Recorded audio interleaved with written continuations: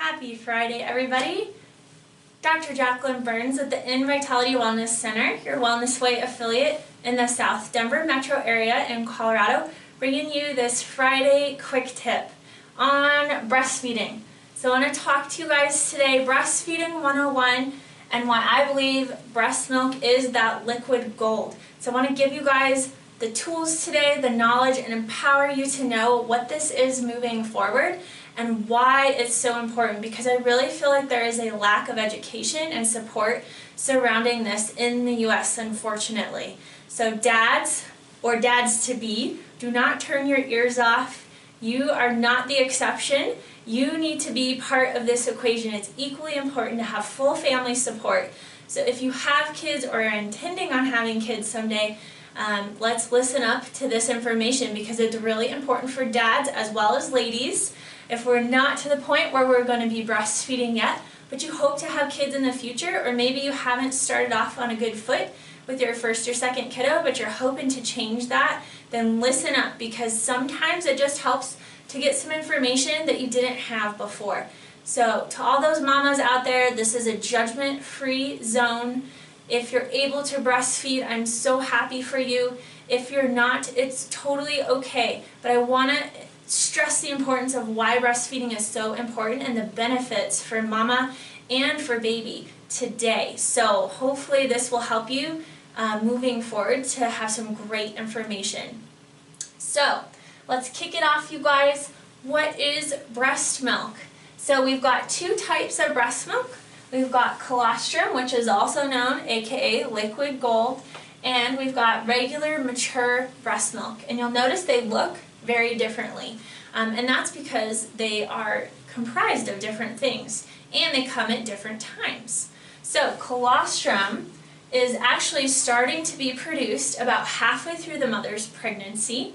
So the breasts are starting to get ready. They're actually tackling milk production at that point. But there's no milk letdown because progesterone is still high early on in the pregnancy.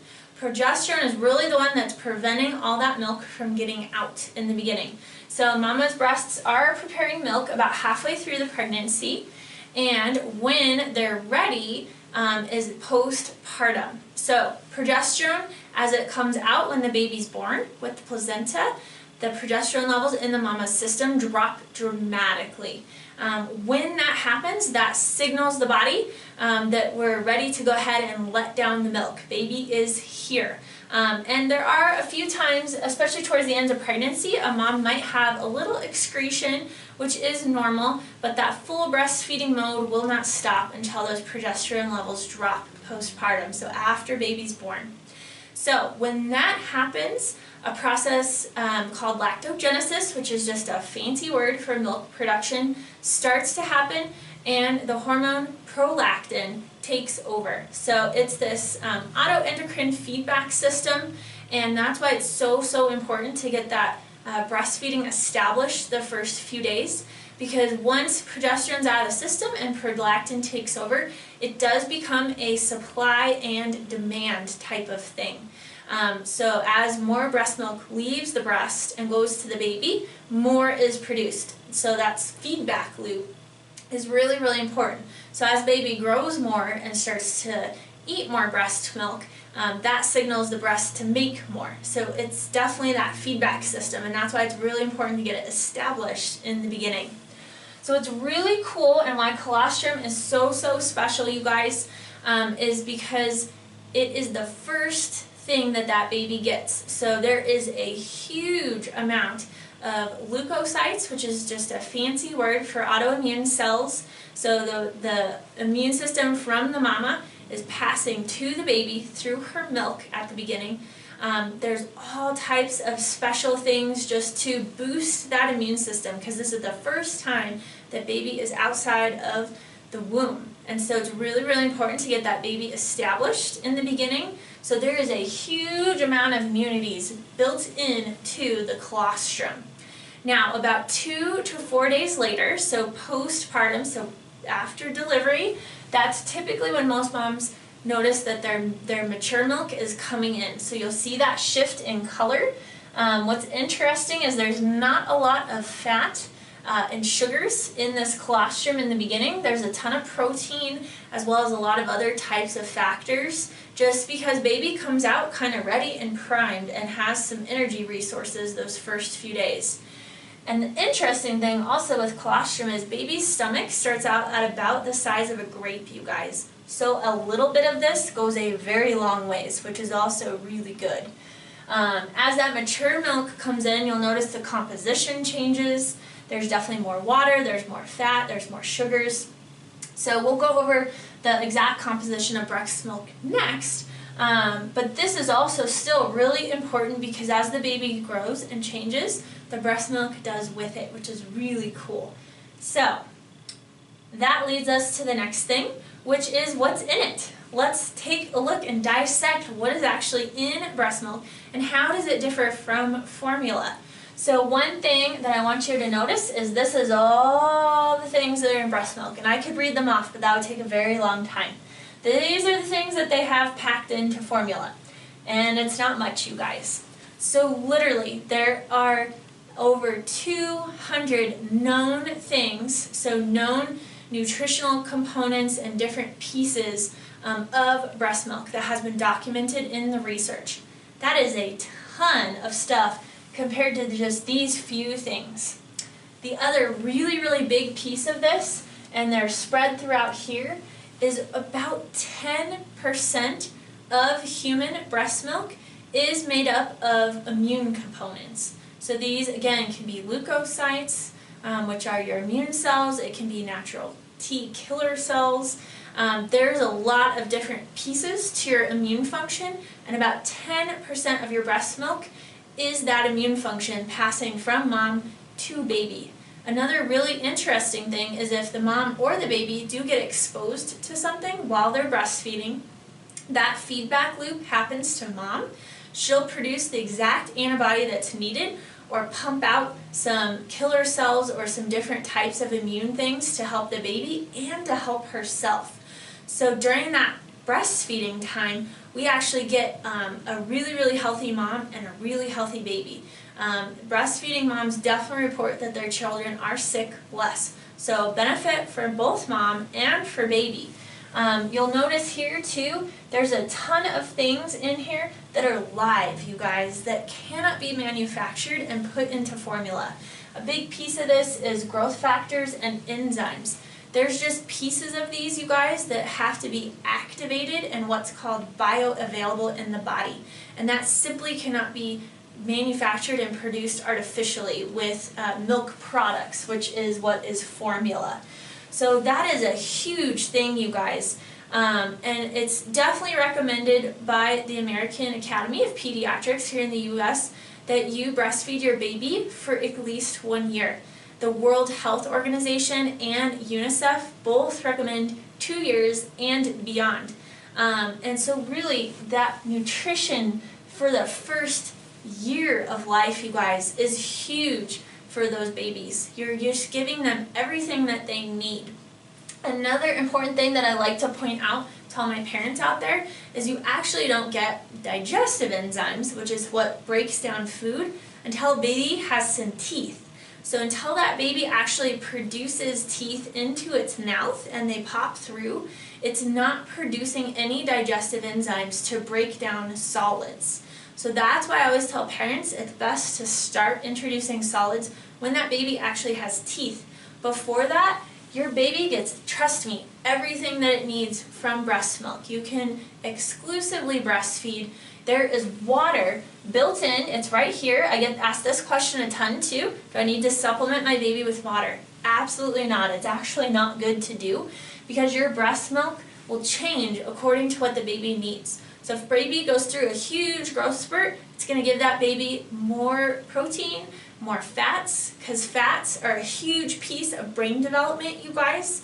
Your brain is mostly made of fats. So what's really cool is your breast milk and that baby have that feedback system in and of itself. So if the baby's getting more hungry and it needs more fat, about every 24 hours your breast milk replaces itself. So your breast milk composition will just change as the baby needs it, which is really cool. And you don't have to think about any of it.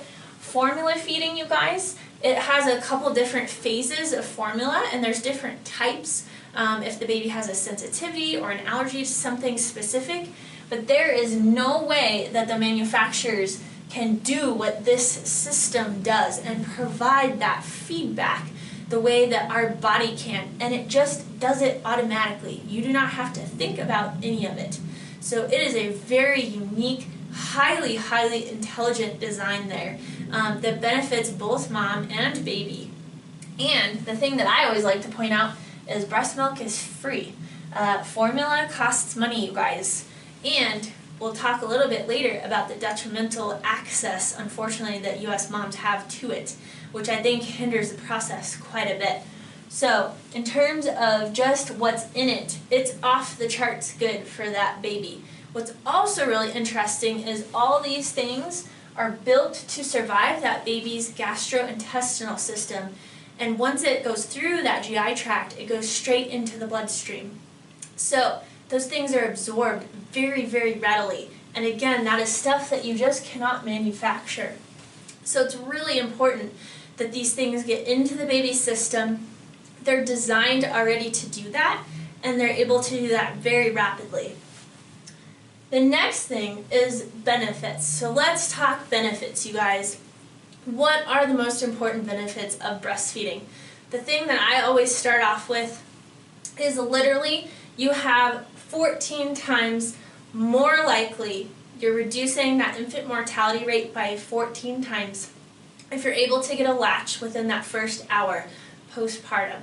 So you're literally reducing that infant mortality rate by 14 times just by getting that latch and getting that breastfeeding going right off the get-go. So that is huge. Breastfeeding for at least 6 months or more exclusively has been proven to decrease SIDS, sudden infant death syndrome, by 73%. You heard me, you guys.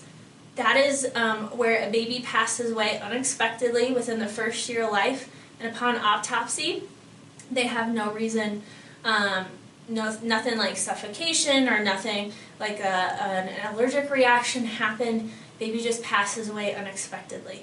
So if you want to reduce your risk of SIDS by 73%, you need to breastfeed at least 6 months or more, which is huge. What a gift to give peace of mind for both mom and dad, but also to that baby. Another huge one, you guys, is it builds that healthy gut bacteria.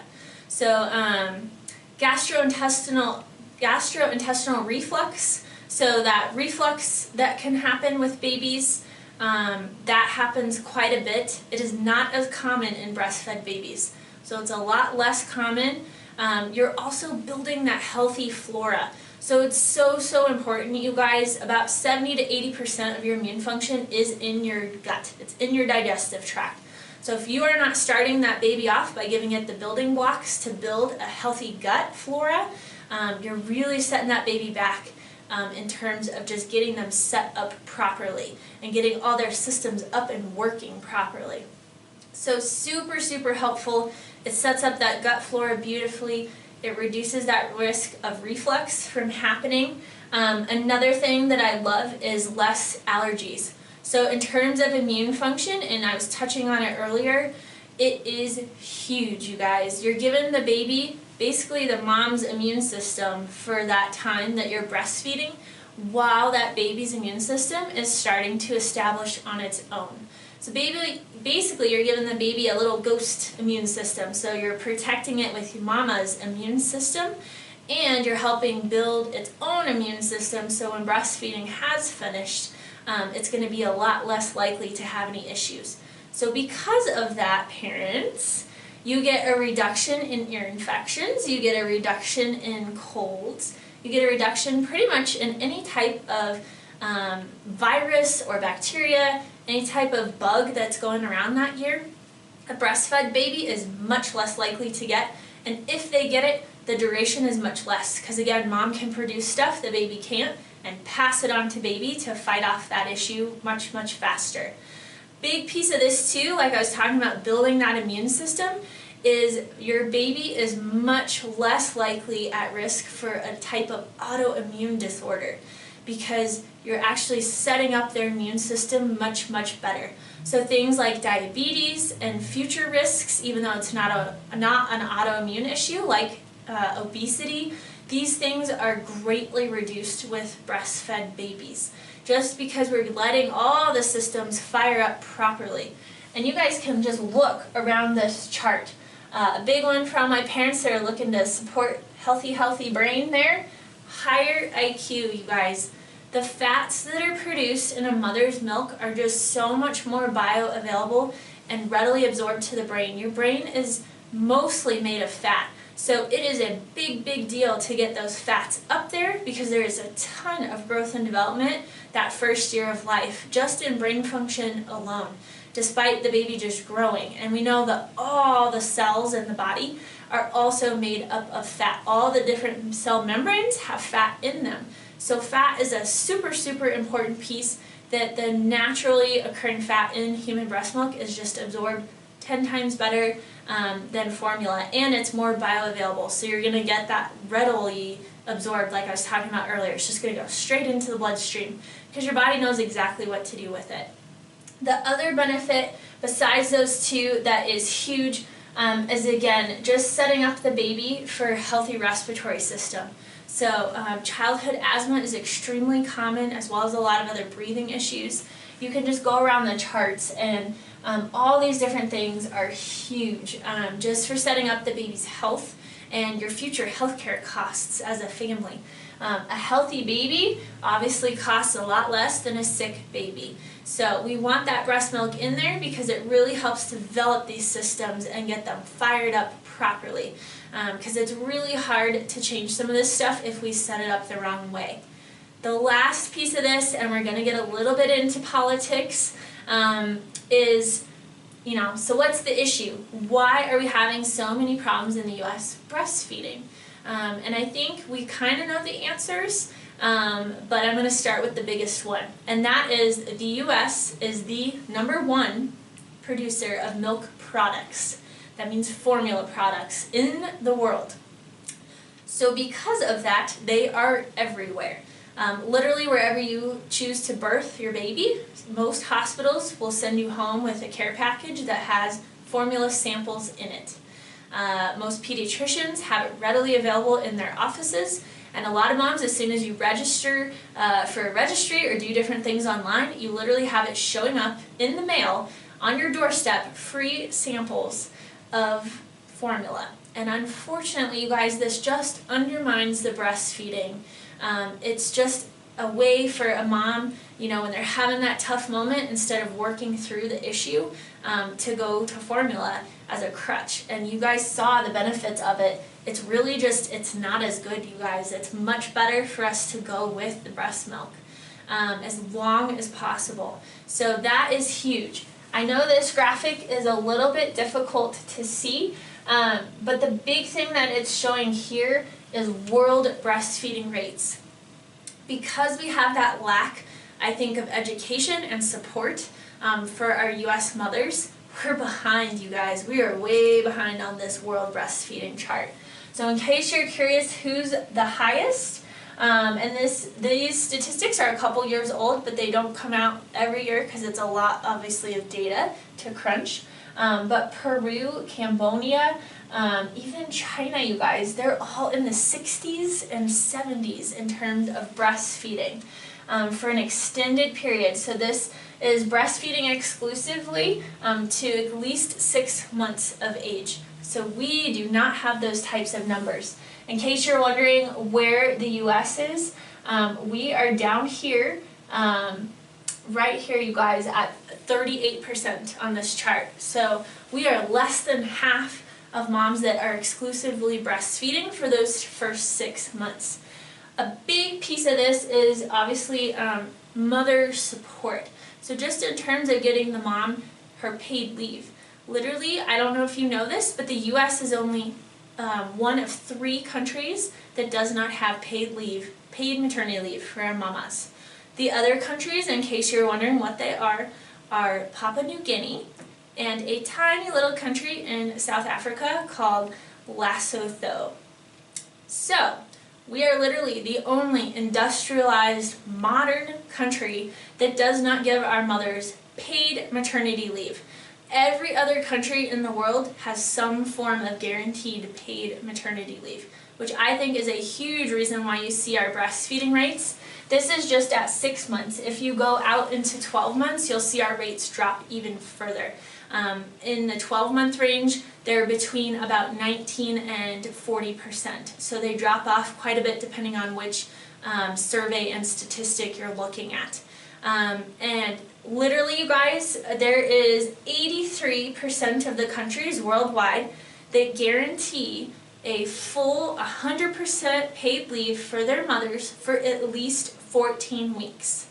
And there's countries that go above and beyond that. So for a couple of examples of those, some countries like Denmark and Japan, they're on the higher end of this, they give a full 52 weeks of paid leave. There's a lot of Scandinavian countries too that give what's called a paternal leave. So they leave it up to the mom and the dad how they both would like to split that leave. And they let the parents be the decision makers of what is the most important thing. One of the countries that has the most is Finland. Finland gives its mothers a full three years, you guys, of paid leave at 100% of their pay. So I think that statistic right there, just the fact that we don't have a full paid leave, is a reason why you're seeing our breastfeeding suffer.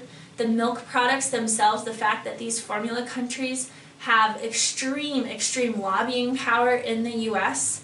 You guys, the milk product industry, the formula industry, in case you didn't know, is a $58 billion, that's with a B, dollar industry per year.